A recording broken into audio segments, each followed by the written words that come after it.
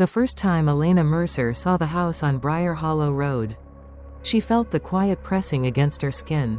The air was unnaturally still, no birds, no rustling leaves, only the long, abandoned house staring back at her through its broken windows. She'd inherited it from an uncle she barely knew, a man who had died alone with no explanation. His final letter nothing more than a trembling sentence. "Don't listen to the whispers." Elena tried to shake the unease building in her chest as she stepped out of her car.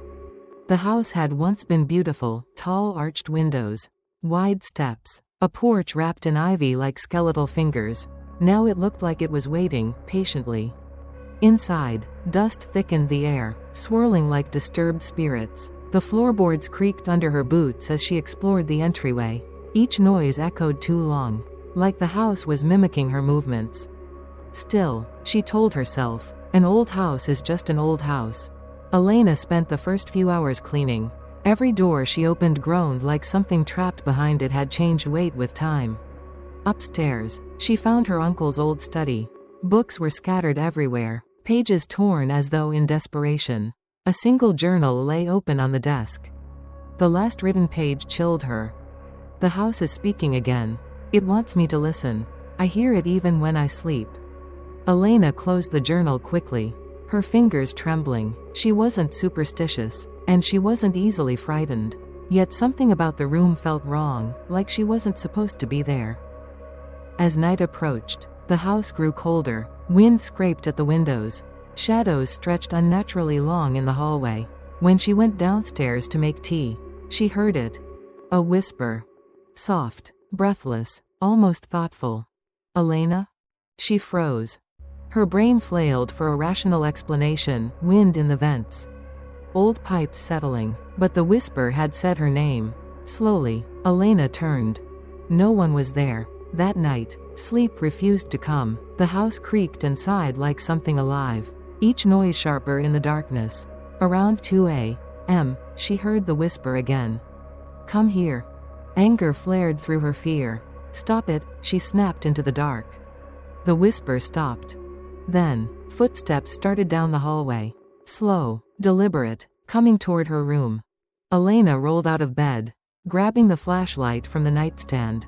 Her breath trembled as she opened the door. Nothing. But the hallway felt suffocating, thicker than before. At the far end of the corridor, something moved.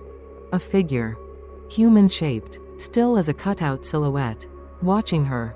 "Who's there?" she said, voice cracking. The figure tilted its head and whispered, "Listen." The light flickered, and the figure was gone.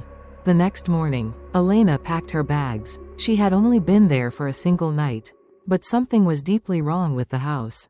Before she left, she walked back to the study, driven by a gnawing curiosity. She flipped through more pages of her uncle's journal. Each entry grew increasingly frantic. "It stands in the hallway now. It knows my name. If you hear it, never answer. The house needs a listener." Her stomach twisted. She closed the journal, and that's when she heard it again. A whisper right behind her ear. "Stay." Elena spun, heart hammering, but the room was empty. She backed away, nearly tripping over a fallen stack of books. The whisper came again, this time from the walls themselves, like dozens of voices overlapping. "Stay with us. Stay in the house." She ran. She reached the front door, grabbed the knob, pulled. It didn't move. Panic surged. She yanked again. The door remained locked, the mechanism unmoving, as though welded shut. The windows rattled violently. The house groaned, deep and hungry. Whispers filled every corner of the air, rising in intensity. "Stay, stay, stay." Elena's pulse pounded. She ran to the kitchen, grabbed a chair, and slammed it against the nearest window. The glass didn't even crack. Her reflection in the window blinked. But she hadn't. Elena stumbled back, terror slicing through her. Her reflection stared at her, its mouth slowly curling into a smile she wasn't making. Then it whispered through the glass. "You listened." The room tilted. Elena clutched her head as the whispering roared into a storm. She felt something cold slide across the back of her neck, like a hand made of smoke.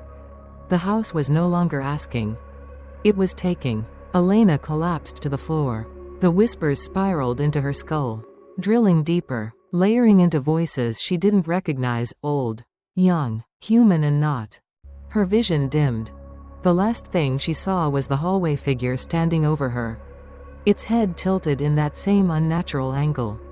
"The house needs a listener," it whispered. "Now you will listen forever." Darkness consumed her. 2 weeks later, a real estate agent arrived to appraise the Mercer house. He walked through the silent entryway, tapping notes onto his clipboard. Everything looked exactly as it always had, dusty, neglected, frozen in its decay. But at the top of the stairs, he paused. A whisper curled down the hallway. Soft, breathless, almost thoughtful. "Hello." He turned. A woman stood in the shadows, still as a painting, eyes hollow, smile too wide. "Welcome to my home." The house creaked with satisfaction.